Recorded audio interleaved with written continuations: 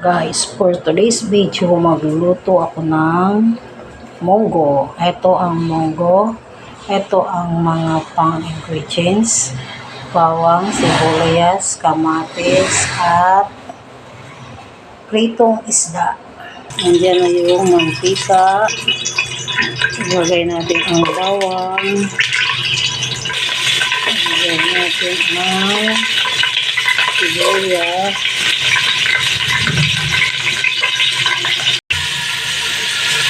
Kamatis.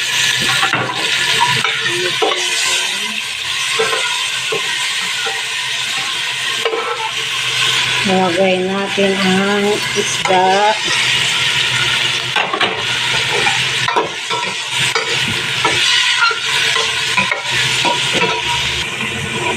Ilagay na natin ang munggo.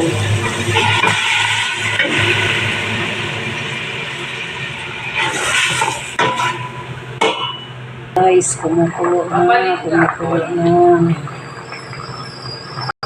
Ayan guys, luto na ang munggo. Ulam na. Thank you sa panonood.